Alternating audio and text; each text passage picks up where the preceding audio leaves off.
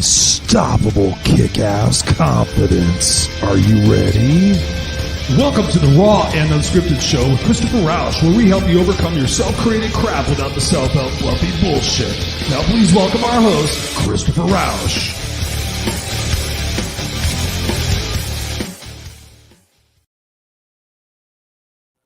Now please welcome your no excuses coach, Mr. Christopher Rausch.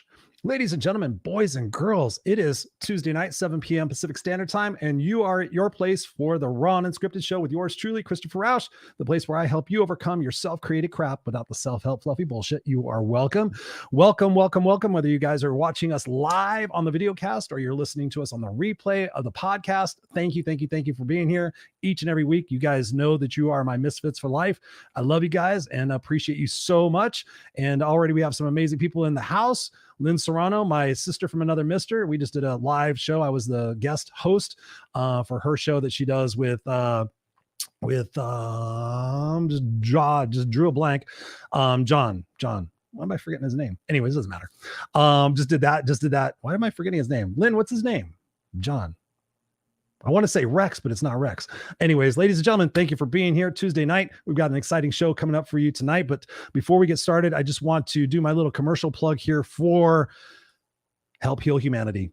Ladies and gentlemen, boys and girls, no matter where you are in the planet, in the world, people are struggling right now. And one of the things that I'm most passionate about, if you guys have watched the show for any length of time, is I'm passionate about us helping to heal humanity.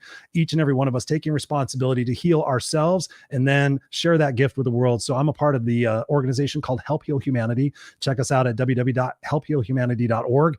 It's an amazing organization right now. We are recruiting for some board members. We're looking for a treasurer. We're looking for a marketing person.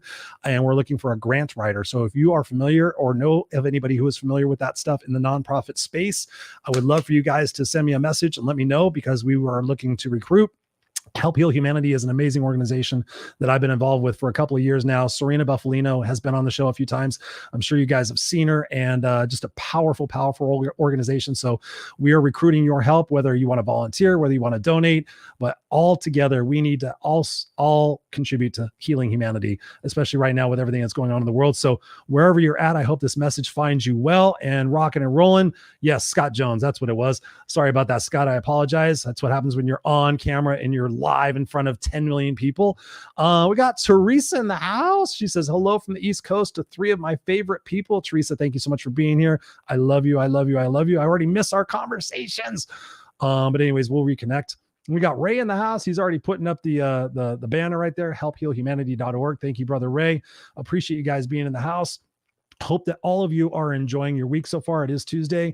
And the biggest thing we want to do for this show is to inspire you to think differently about your past, present, and your future, to start taking some chances, start taking some risks with your life, living your life on your terms. That's what we do here on the Raw and Unscripted show. And tonight I have two guests. Normally Chris only has one, but we're gonna be welcoming here a powerful, dynamic group of ladies who are impacting the world with their show, Candidly Speaking with Chelle and Kelle. And I'm excited for this conversation tonight. So you guys better fasten your seatbelt, because this is going to be an exciting conversation. So please welcome to the show, Chelle and Kelle. Welcome to the Raw and Unscripted show, guys. How are you doing this evening? Hey there. Hey there. As we say, hey. Hey y'all. Hey y'all. It's all y'all. Oh, are you guys Southern Belles? I am now. Well, I know you went from California to, where did you move? You went to Georgia, right? Georgia. Yeah, I'm a Georgia peach. Georgia peach. Yeah. You're a Georgia peach, because and I saw you got to connect with this lady recently, Teresa. Oh, that was so cool. So much fun. I'm so jealous. We're all going to be in Charlotte, though. We're all going to be meeting in Charlotte. So that'll be fun. Yeah, that's going to be great. Awesome. Yeah, and I am a born Southern Belle in Kentucky. So, but we have welcomed Kellen with open arms to this house. Well, she has given me lessons, so I have been a very good student. What lessons have you learned on how to be a Southern Belle? That should be interesting. Well, the difference between all y'all and y'all is very important. And the other lesson I learned is when somebody says, bless your heart. What does that mean? That's not a good thing. It's not a good thing, y'all. No, it's not. Teresa told me that too. She goes, when the Southern people say bless your heart, that means that basically they're saying go fuck yourself. You're like an idiot. Pretty much. Like when I I was looking for moonshine at the grocery store. Not gonna happen. Not gonna happen. No moonshine. Why not? Well, you can only buy beer and wine at the grocery store. You have to go to a package store, I think it's called. A liquor store? Party store. It's called a package Liquor store. store. Or somebody's trunk in the parking lot of the grocery store. Yeah. Oh, Right. that's how you guys roll, huh? That's Yeah. right. In That's how I Kentucky, get my moonshine. So you guys, we got Darlene in the house. Thank you, Darlene, for being here from Florida. She's on the East Coast as well. Teresa says here, she's my neighbor. Like Won't you 40 minutes away. It's not even 40 minutes. Won't you be my neighbor? Isn't Yep. it fun when you meet people that you met online and you finally meet them in person? Oh, like when I met Michelle for the first time. It was What was that like? Well, she was at the airport sitting there on her phone, and I videotaped me walking up to her, and she was like, ah! She was so excited. Yeah, we were in Kansas City. That was Kansas City, yeah. What were you guys doing in Kansas City of all places? We all met, like our Megamind group. Like Eric was there and George. Who else? Tim. Eric Bam, George Henderson, Tim Lord. None of them ring a bell. Who else was there? Who else? Well, that was all that mattered, right? As long as you guys were there, that's all that matters, right? I just wanted to meet Michelle. I'm like, I have to meet Michelle because she is my sister from another. It was a good mother. time. It was a good time. So talk to us And about that was that. when we debuted our show. So. That was the first Chelle and Kelle show. Was at a pizza restaurant in Kansas City. Wow. And you guys just met during COVID, right? Yeah. Talk to us about that. Tell me the story. Well, Michelle, I was intimidated by her because she's so gorgeous and she was so smart. Oh, yeah. It's true. I was like, oh my God, I hope she. And y'all, I do need to apologize for my lighting. I promise I do have some color. I look like that, I don't know, that chick on what's that, Narnia? You know, the snow witch lady. I promise I have some color, so my apologies. You're not a snow witch lady. We know. I don't even know you, and I know you're a sweetheart. She's gorgeous. Yeah. So you guys, how did you guys meet over during COVID? And then all of a sudden decided to do a show together?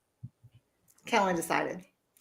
I did. I said, let's do a show. We originally were going to do a show about how to make whoopie pies. Remember? Which we haven't done yet. But we initially, if you dial all the way back, Jeffrey Gittermer was still is doing a daily broadcast at 9:59 a.m. And so a group of us, hundreds of people watched that, but a group of us formed together and started a mastermind group. And that came down to a core group of about 12 people. It's a larger group than that, but a core of about 12. And Kelle and I were part of that. And so that's how all of this magic began. And we speak every day. We do. The core of us. We speak every day. The 12 of you guys speak every day, like talk or there is a continuous thread, chat going. We have a Facebook page that we initially communicated with each other on. That has kind of fallen by the wayside a little bit. And it's pretty much now there's a LinkedIn chat that runs, and then there's a Facebook chat that runs. And it's business sharing. It's we call it crush and brag. If we do something and we want to brag about it, and we all lift each other up, support each other, because we all get it. There's no jealousy. It's everyone is pulling for, everyone's pulling for everyone else. There's no jealousy. Everyone wants everyone to win. And we'll bounce ideas off of each other. We will brainstorm together, maybe do some troubleshooting. And then, we celebrate victories in our personal lives as well, or heartaches. We share the heartache with each other. It's a really neat group of people. I mean, we've had it all. We've had births, deaths, successes, new jobs, loss of jobs. But we've I think there've been any marriages. There've been a couple divorces. Yeah, marriages. Yeah. How long has this been going on? A year? A year and a half, isn't it? It's almost. You guys caused divorces? Yeah. No, it hasn't caused divorces. I can only wish for a divorce. Why? Why did you want to wish for a divorce? I've been separated for 13 years. I'm like ready for divorce. I just would love a divorce. You've been separated. You guys are all over the place. Wait. I know. Separated for 13 years and not You divorced? said, hold on, Christopher. That's what you said when you introduced us. Hold on. Everybody put your seatbelt on. Put your That's right. seatbelt on. I love it. I love it. So you guys met during COVID. Talk to us about that. You know, one of the things I love talking to people about is just the fact of what we have all experienced during COVID, our personal experiences, our relationship experiences. Talk to us, both of you, about what your experience has been during COVID and what you've learned the most for yourself personally. I've probably met the most genuine group of people of my life. I mean, people that know more about me than my family. Seriously. Wow. People that I can tell deepest, darkest secrets, share insecurities. It's just an amazing group of people. And then they're fun. We have so much fun. Like, we love to make fun of Michelle when she did her first video, her first live video. Because that we had our Megamind page so that we could practice there, so that we wouldn't embarrass ourselves in front of the world. We would embarrass ourselves there first. But even as goofy and crazy and fun as her first video was, we love her and we supported her and we helped her, right? Didn't we help you, Michelle? You did. You did. And it's interesting that these relationships that we have are with people that, you know, perhaps you've only seen face to face once or twice, if at all. And I think that if you would have told any of us, you know, 3 years ago that you could have a relationship such as this, you know, I wouldn't have believed you. You know, I wouldn't. Like I a wouldn't have virtual thought that we relationship, could be you mean? having. I'm sorry. Yeah, I mean, having this close of a relationship without seeing the person is unheard of. I mean, in my life, it was. Oh, wow. Right. I've had lots of those in my life, but that's cool. You had that realization. Yeah. Yeah. So what has been the biggest learning lessons for you both during this time? You go, Michelle. Okay, I'll go. Huge lessons for me, both personally and professionally. Professionally, I have tripled my business since the pandemic. Okay. Wow. Tripled. And I'm not ashamed to say that I was doing very well before the pandemic. Okay. So I think that I had a realization of what I was capable of what I could do if I really dug deep into what trusted myself. I did have the support, you know, of others, like we've spoken about already, and thought, you know what, this is the time. I worked from home just for about 6 weeks. I said, let's take this time. I worked probably about 16 hours a day, taking online classes, you know, going through courses, that kind of thing, planning, and then putting those plans into action. And you know what? It worked. I sell temporary staffing. I'm vice president of a full service HR firm. Wow. And it worked. And I have continued to build on that. And there is no turning back. I do sales and operations, but I have already sold more this year than I sold in all of 2018 and 2019 put together. So wow. I'm not saying, oh, look at me. I'm not saying that. I'm saying that's what you can do when you do it, when you come up with a plan and you stick to it and you trust yourself to do it. Okay. When you trust yourself to do it.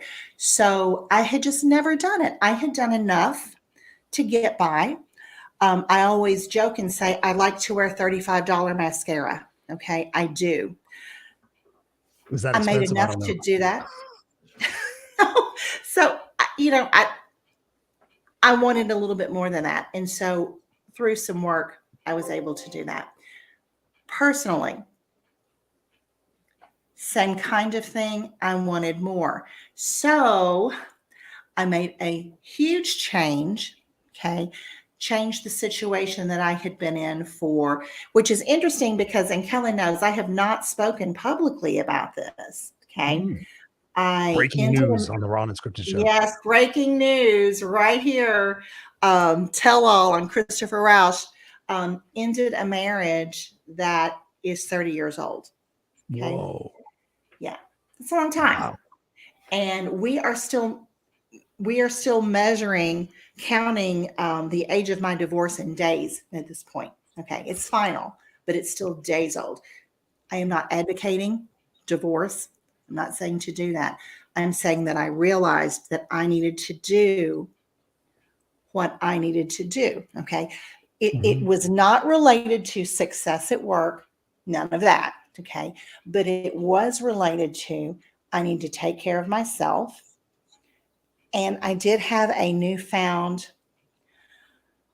I guess, I want to say confidence, although that's not really the word. Maybe self-assurance. Does that mean the same thing? I don't know. But trusted, like more like an awakening. Was it an awakening? Maybe awakening, epiphany. I don't know, that I could do this myself. And, you know, the next birthday that I have is going to be a very significant birthday. You're going to be 40? Yes, I'm going to be 45. Join the club. I love you, Christopher. Yes. So, you know, I've got more behind me than I have ahead of me at this point. So, and again, please don't, I'm not saying, oh, go leave your husband. That is not at all what I'm saying. This has been 28 years in the making. Okay. And everybody's happier about it. My kids are happier. My ex-husband's happier. Everybody's happier because this wasn't doing anyone any good. So is that a result of the pandemic? Kinda, because I really took that time to reflect and do like a deep dive into what Michelle is about now versus, you know, 25-year-old Michelle. I was 25 when I got married. I said it would be 30 years in June. So do that math. I can't do math. Good. Don't try. So anyway, so you said 28 years in the making. So basically after 2 years of marriage, you already had a feeling that it wasn't the right situation. Oh yeah. Oh, I can totally relate to that. Yeah. Wow. But you know what, Christopher, here's the thing. And it's funny because you're talking about, you know, being yourself and not being anything that's fake or not. That is the way I have basically spent my life, because I have always been, I'm an only child. We've talked about this a lot on Chelle and Kelle. When you're an only child, it's wonderful because you get all the attention. When you're an only child, it's horrible because you get all the attention. Okay. So, and no, I'm not going back because I had a wonderful childhood. I'm living with my parents right now. Okay. Because I left home and came here. Okay. I always did everything exactly the way I was supposed to do it. Exactly. Mm-hmm. Exactly. Straight A's. This exactly. Go to high school, get a full ride scholarship to college, graduate with a 4.0, get married. Because you know, down to married 4 years, you have a boy, then you have a girl, because that's the order that you do things in, you know. Mm-hmm. So this was not expected of me. So it was, and I know that sounds so wow, you know, oh really, that's so rough. But it kind of was. It was against everything that I was ever brought up to do. You know, what was expected of you. Exactly. You don't disappoint people. You do exactly what you're supposed to do. And I was tired of doing that. And the funny thing is, when I broke away from that, it was okay. It was okay. And everybody said, okay, we thought you would have done that 25 years ago. You know, what took you so long? Okay, great. That's so what they said. That is not at all what you asked me. You asked me what I learned from the pandemic. So you got your right on that one, Christopher. That's why it's the Raw&Unscripted show, because I pull more stuff out of people than they expect. That is usually. Right. But so, you know, but now it's all good. Yesterday I bought a house. So, I mean, you know, I'm excited. Go girl. I like doing big girl stuff, you know? So she calls me, she goes, I feel like an adult now. I've adulted. No, yeah. You know what you're talking about. What you're talking about is regret. I mean, we kind of said the word before, but for me, what you're describing is what they wrote in the 5 Regrets of the Dying. It's an amazing book. I'm sure you guys have heard about it. But the number one regret from this hospice nurse that sat with all these people who had passed away was they regretted not living the life they wanted to live, that they lived the life that they had to live. And so I think prescriptively, all of us are somewhat conditioned in our early years to be people pleasers. You know, as long as I have everybody's approval, as long as everybody's happy, then I'm good. And as long as we keep the plate spinning and keep everybody happy, then everything's good. But then we realize we wake up one day. That's why I called it an awakening, because I had a feeling what you were talking about. We had this epiphany. We're like, wait a minute, what am I doing? I'm keeping everybody else happy. I'm miserable. I'm suffering. I don't like my life, but everybody else seems to be happy. What is it that I need to do and shift around that perspective to not feel selfish about taking care of yourself and not having, being afraid of what people might say and truly living into your life. I mean, I can imagine the stress that's been relieved off of your soul in doing this. And like I said, it's been okay. All of the worst fears that I have, that was for nothing. It's been okay. And you know what? If it's not okay, that's okay too. If there's somebody who I'm over that, like I said, I'm going to be 55 years old. And I said that's a magic birthday because that's when, the commercials on TV, if you're 55 or older, this is so July. Life is over, as you know it. Yeah. I got an AARP envelope in the mail when I turned 50, and I was like, wait a minute, I still got a few more years for this. They send it early just to freak you out. Yeah. So anyway, I'm good. But again, please understand that I'm not saying go leave your spouse. I'm not saying that. I am a huge fan of marriage. My parents have been married 57 years. They were high school sweethearts. They are the perfect example of such a tender, loving relationship. They are still madly, wildly, passionately in love with each other. And, that's what, I long for. I think that's what we all long for. And, maybe one of these days I'll have that. It's not what I had, but we'll see. That's beautiful. And I love that you're clarifying that for other people not to be misunderstood. But what is it that you're actually saying? What would you say if there's people out there who are living a life that they're not happy with? They're doing things for other people. They're making everybody else happy, but they're miserable inside of themselves. What would you say are the first couple of steps that they need to do to be able to take that step to be able to correct that? Just take a really long, hard look. And I mean all of it, because I'm going to tell you, Christopher, I am the world's best or worst, however you want to look at it. I'll look at all of this stuff, but then I get to the part that's icky, Right. And I'm like, you know what? I'm going to look at that later, or I'm going to push this a little bit back, and maybe we'll come back, next Tuesday, I'll worry about that. That's what I'm really good at. Yeah, exactly. You can't do that. I also, I am a person of very strong faith. I prayed about it. This was not something that I was, brought up to believe is something that you do. Divorce is not an option. I stood in front of 572 people and pledged myself to this man, until I died. That didn't work out, and I'm really sorry about that, but it didn't. So, and I also, I don't like to fail at stuff. And this is, it didn't work. So, I mean, do you mark it as a failure? Yeah, I guess, because it didn't work. I don't know, but I'm okay regardless. If it is or if it isn't, I'm okay with that. If I need to just take that one on the chin, then I will. I've got other things to do, other little adventures, so here we go. So, but to answer your question, just think about it. Like I said, I've been working on this for 28 years. So obviously, I mean, I don't want to say that my best years are behind me, but I'm going to be 55. Just starting. They're just starting. I hope, but I'm going to tell you, I understand that in 10 years, I'm going to be 65, as opposed to 10 years ago when I was 45. So, I got to a point where I said, you know what, I've put enough into this. My kids are now grown. My baby is 19, and, the kids were fine. And I say that even though they're adults, I know that it impacts them. But you know what?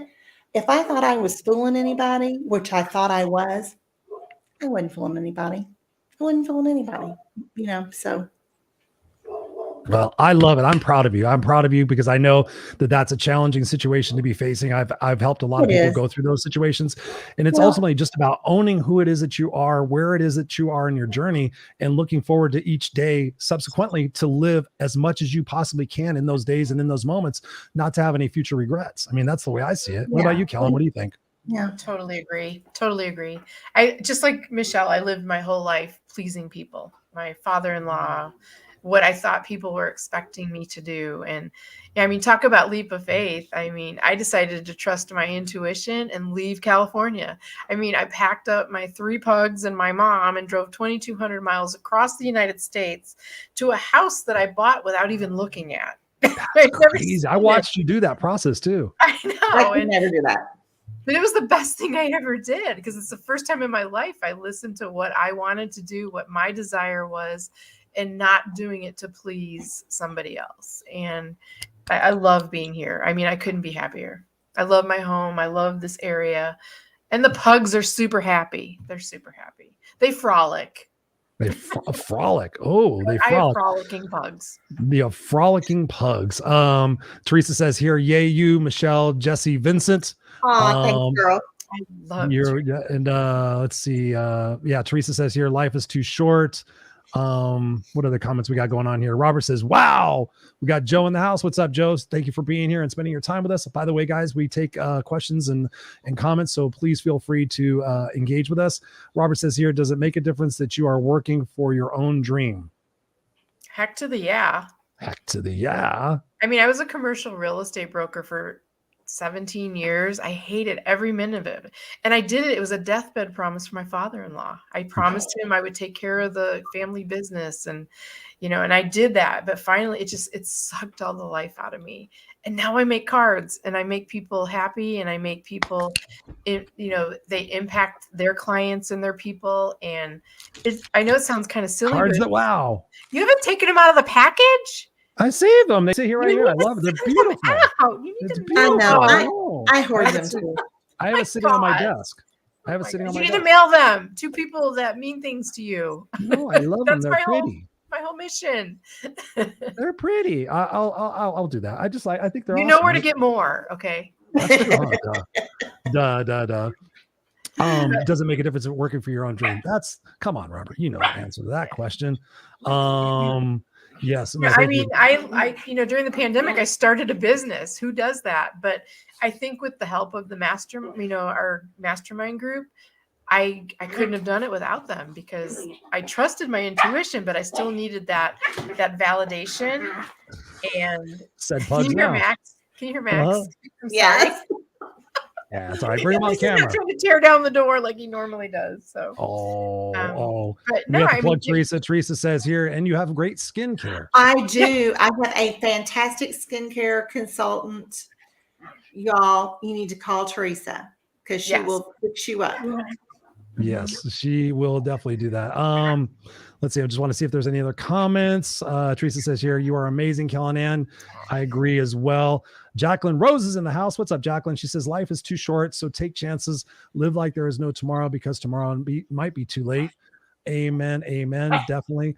Robert says here, my grandpa used to say he had no idea he was going to live so long. He left at 98, so you may have longer than you think. And honestly, to that point, Robert, this is the way I look at it, guys. And this is especially for you, Michelle, since you had mentioned this. I look at it this way. I'm going to be 53 in a couple of weeks.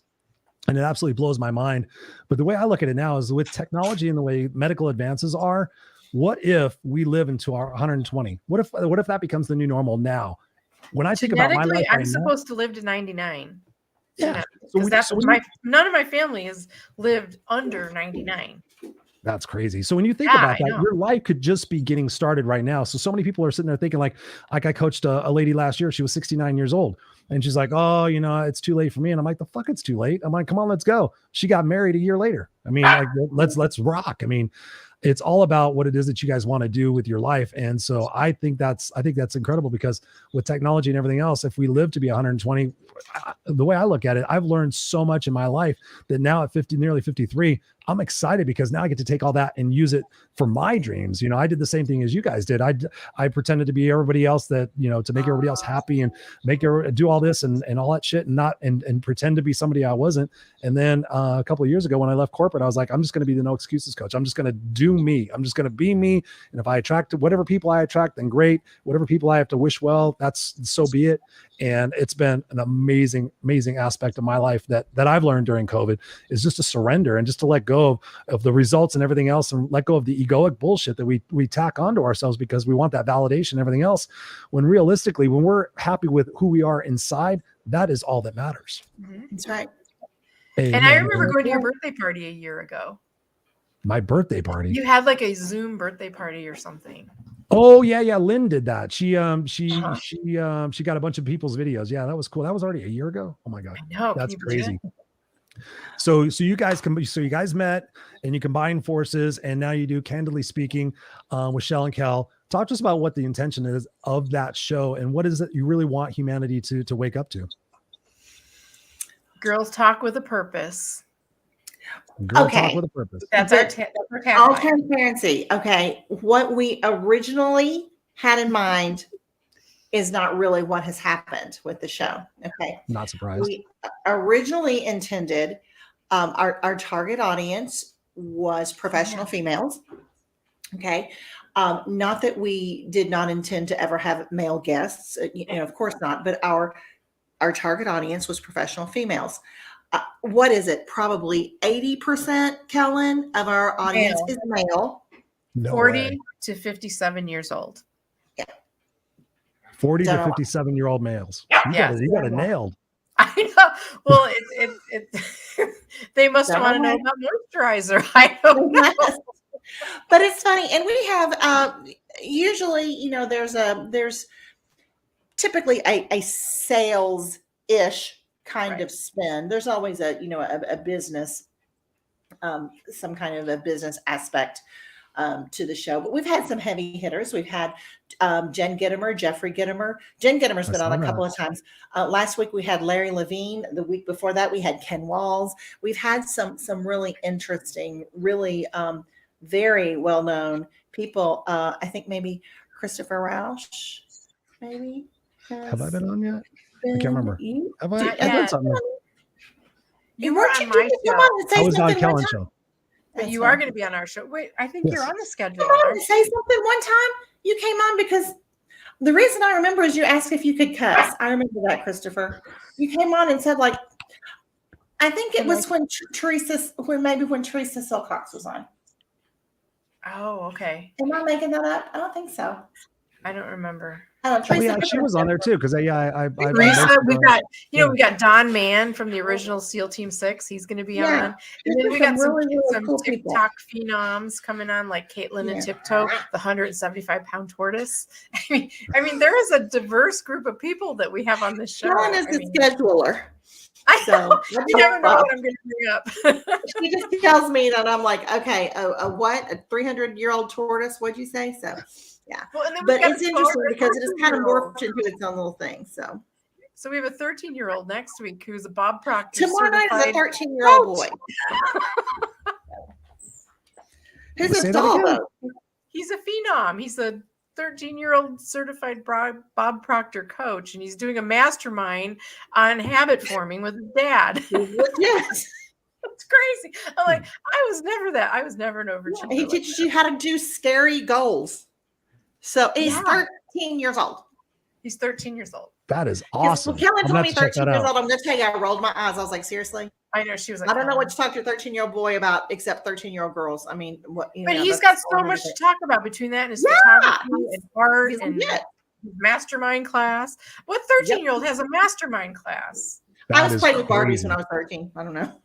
Yeah, I mean, you gotta live your childhood. I mean, that's one thing I see about kids that get into stuff when they're young, especially childhood actors. I have a few friends of mine that were childhood actors, and you gotta have time and space for every aspect of your journey, and especially at that time. I mean, I hope he's involved in boy stuff and doing all that stuff because you can kind of lose sight of that.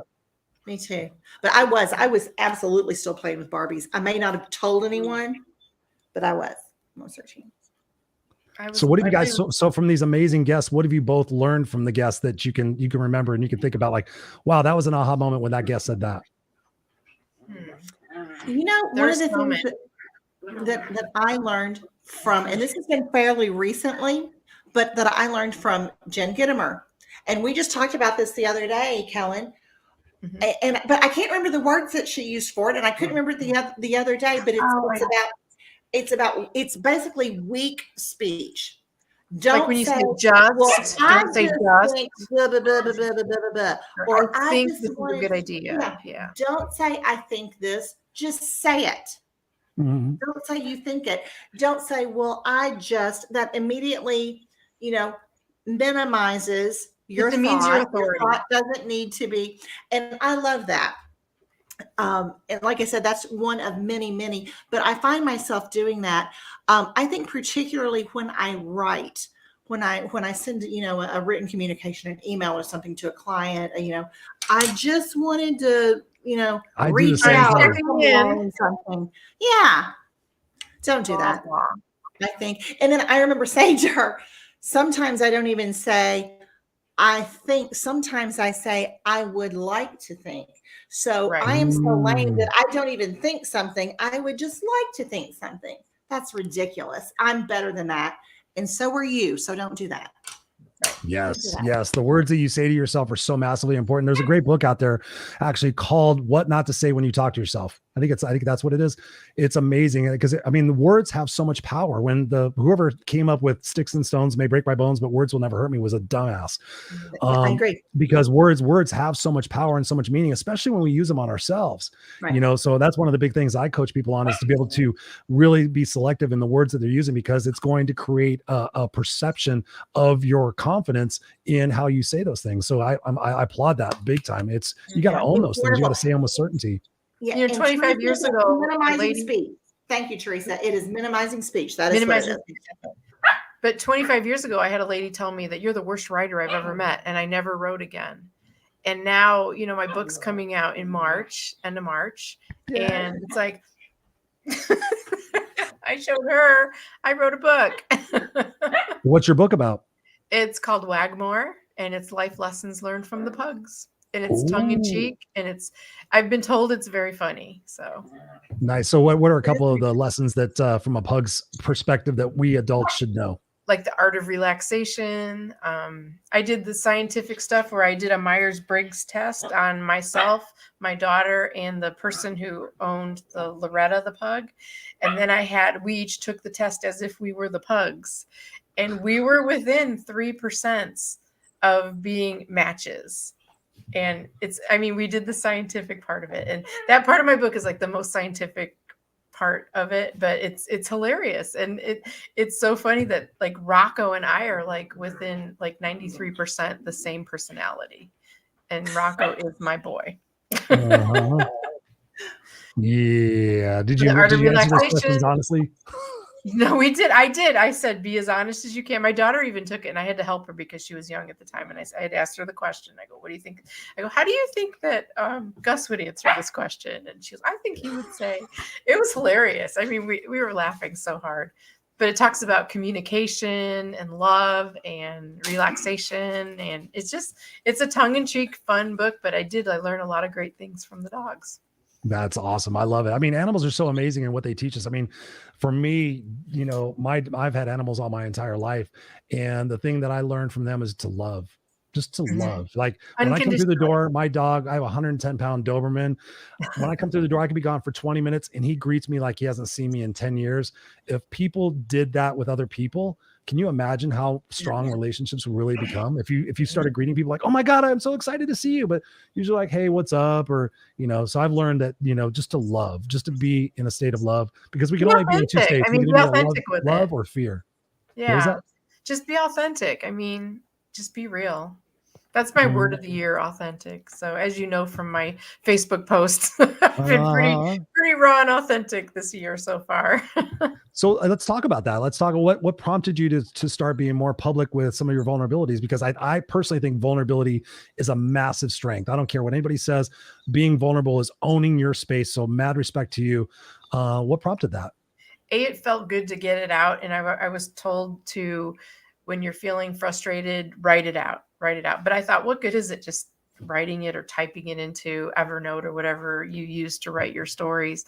I thought if I put it out there and shared it, if one person could relate with it and they could feel the pain, and I could know that I feel the pain for them, then I thought, job is done. I've helped somebody. And I try to put it tongue in cheek. That's how I write, just kind of fun. Like tonight, like I talked about my Captain Crunch diet. Today was the story about my Captain Crunch diet, where I was a vegetarian for 2 weeks and that's what I ate.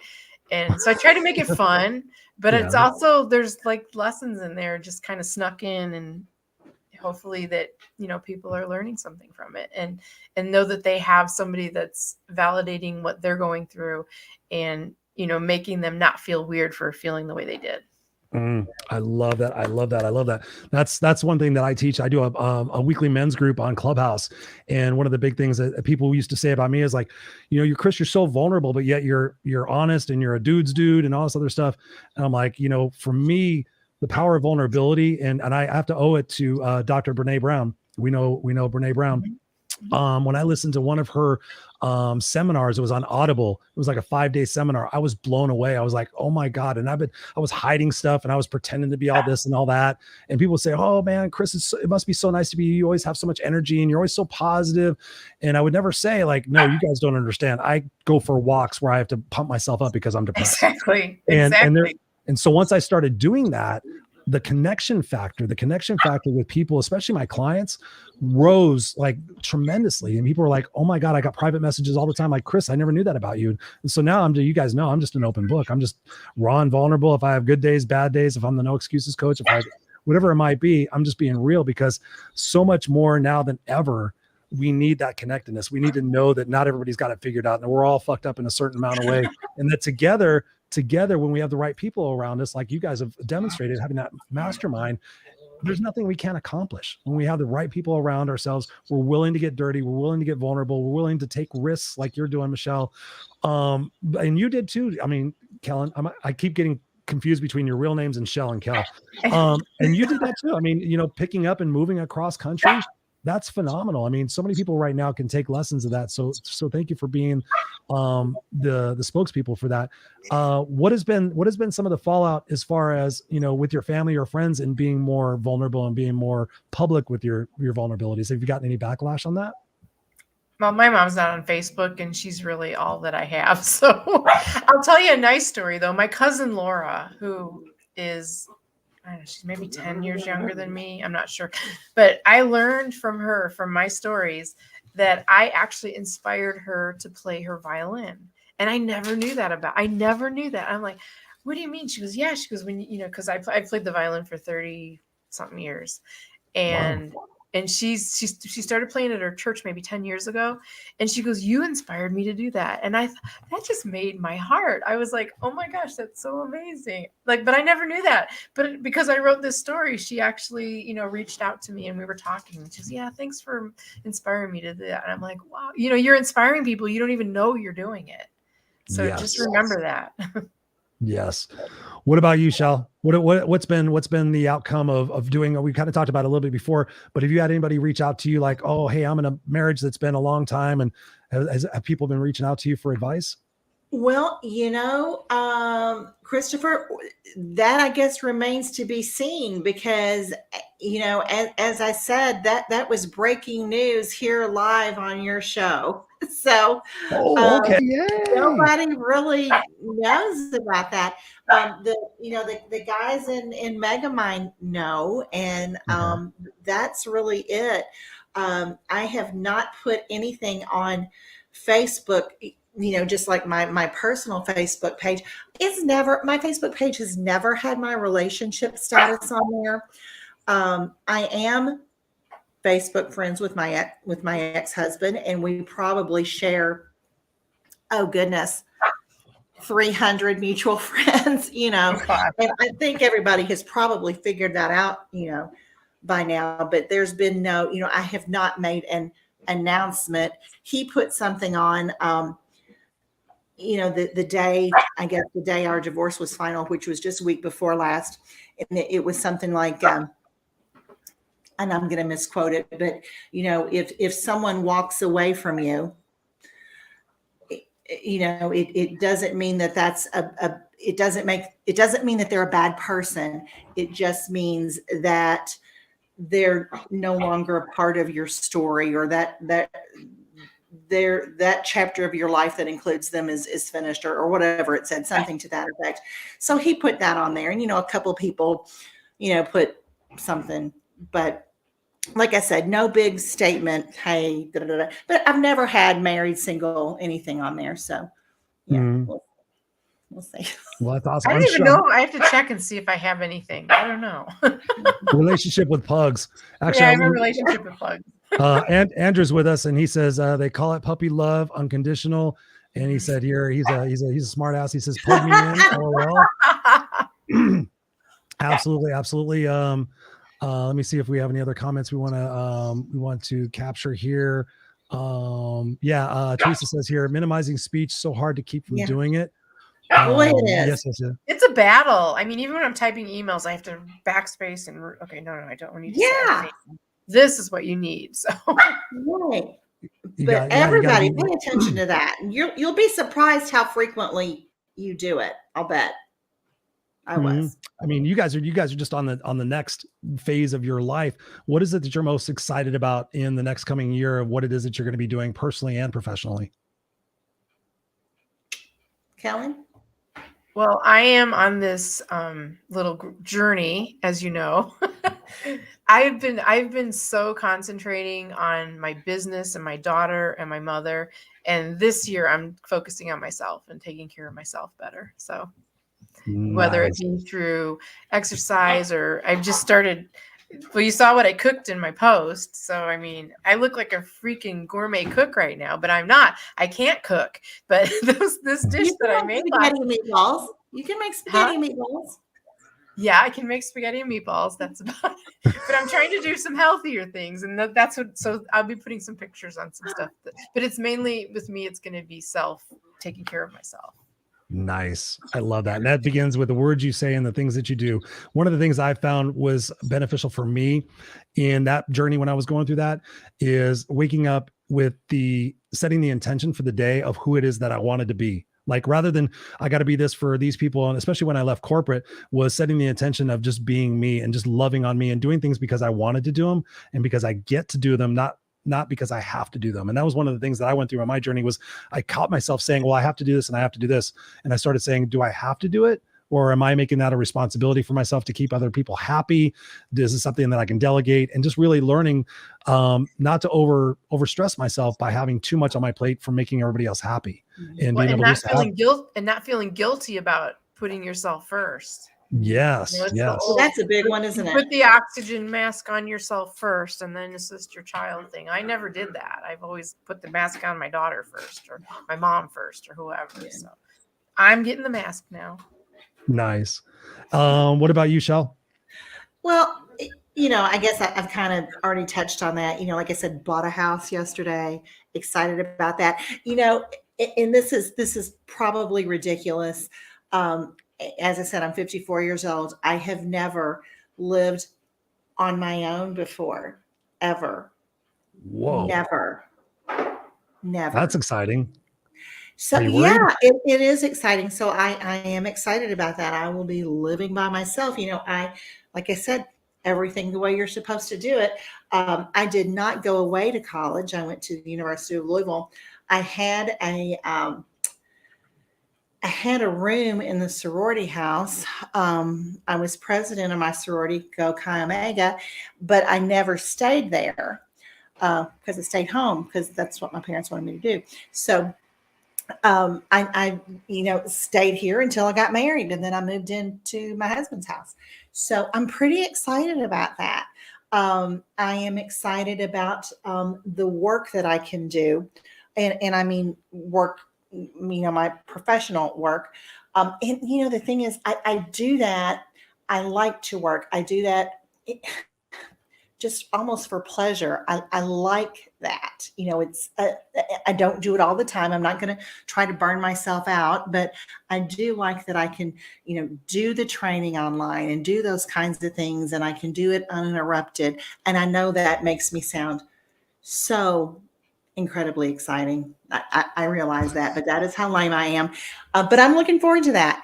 So, you know, things like that. I'm looking to see how much further I can go with that. There's not really any further that I can go in my company. I'm kind of where I'm gonna be, you know, while I ride that out. Right. But just, you know, the personal stuff. And like I said, I would love to get married again. That's not going to happen this year, you know, or next year. Probably, but I would be very interested in doing that because, like I said, I'm a fan of that, and I would really like very much to have. And I sound like a 14-year-old girl, and I know that, but I would really like to have a relationship like my parents have.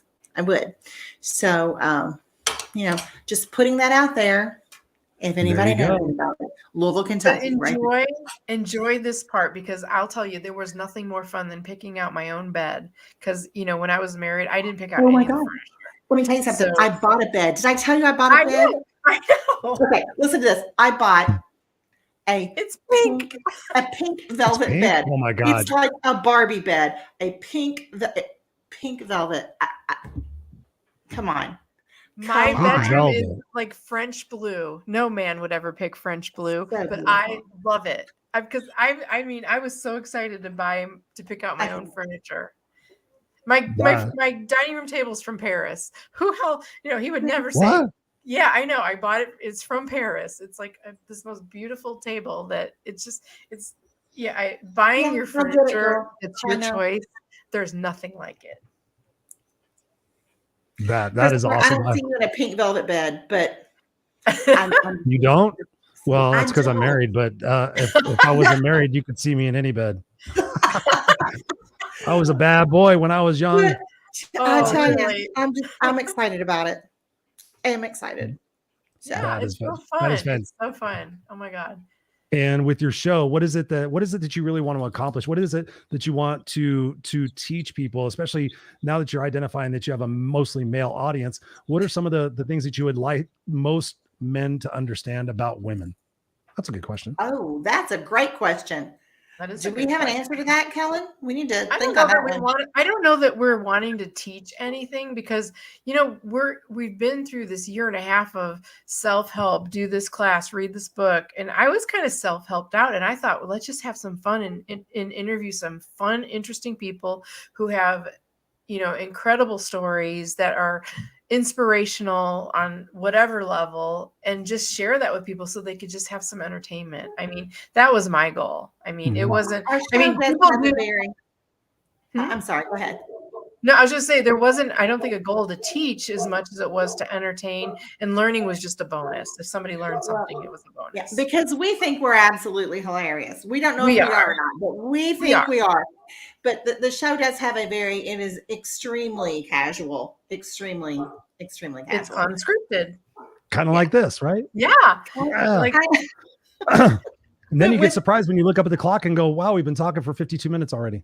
Holy cow. It only seems like 3 hours. Robert says, wow again. Wow again.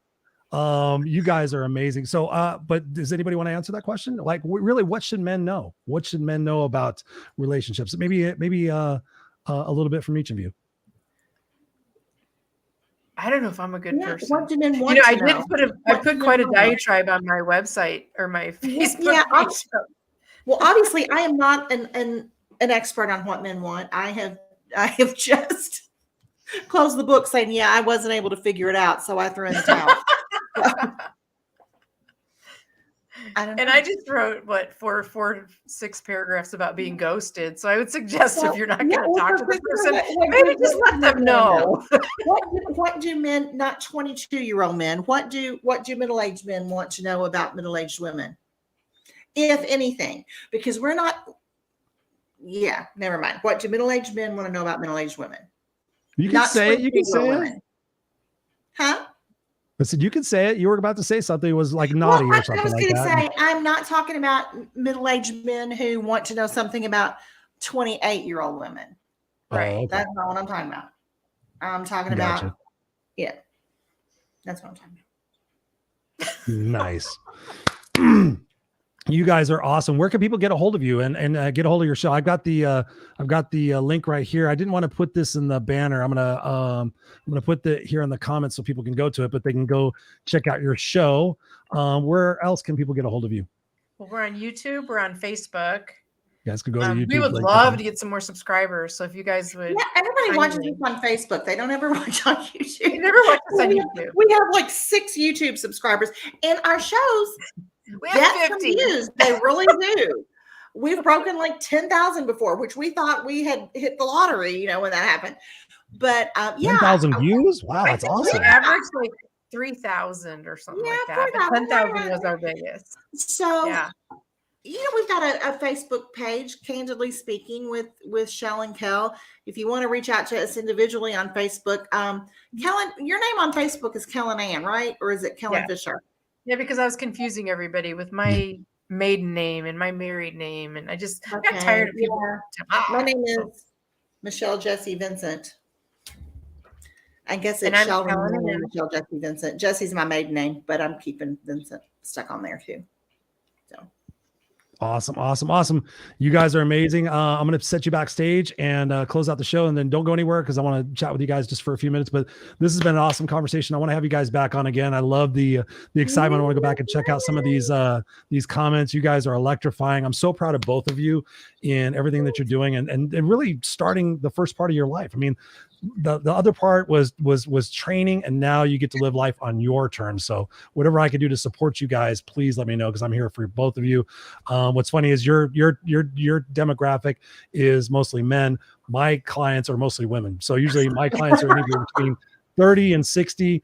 About 80% women, 20% guys. I'm actually probably 90% women, really. I don't know why. We love you.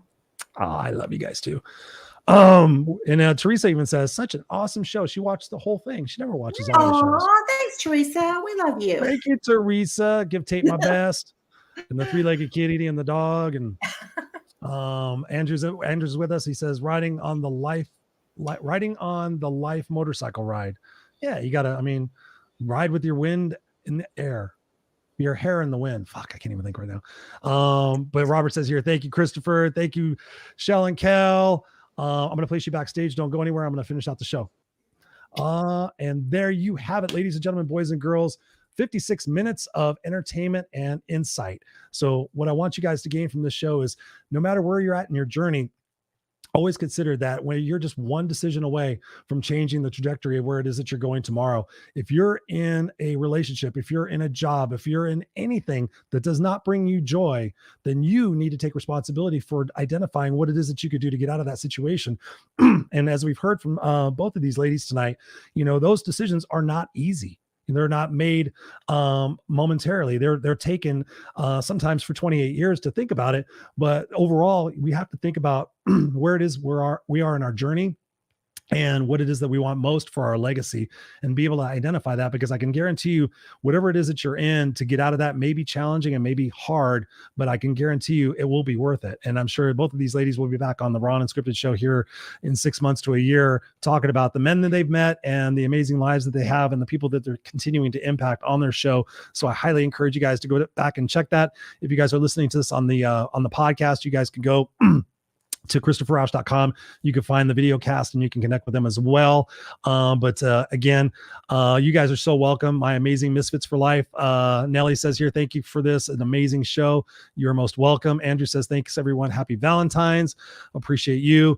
My message to you guys is to go out there and be the change that you bitch about. Go out there and let's find a way to reconnect with ourselves and reconnect with others, because we are one humanity. And we can all help heal humanity, as I said in the beginning of the show, by going to helphealhumanity.org. Go check that out, of course. But let's all find constructive ways that we can wake up each and every day and find something that we can do to make this world a better place for not only ourselves, but for everybody else. Let's end the divisiveness. Let's end the bitching. Let's end the finger pointing and the blaming. And let's all collaborate together to see what we can do to help heal humanity and make this world a much better place for not only our kids, but our kids' kids. Imagine this. Can you imagine imagine this, that 20 years from now, they're writing in the history books of how the world changed positively back in 2023, 2024, and 2025, because we all got together and we fought to make a difference in the world in a positive way. So I love you guys. Whatever I can do to support you guys, always reach out to the No Excuses Coach. I love you guys. Jacqueline, you are welcome. And I will always be me. That's all I can ever be from this point forward, because I am no longer going to be anything else but me. So with that, love you guys. Raw and Unscripted. We'll see you back here next Tuesday, 7 p.m. Pacific Standard Time. Your place where I help you overcome your self-created crap without the self-help fluffy bullshit. I love you guys. We'll see you next time.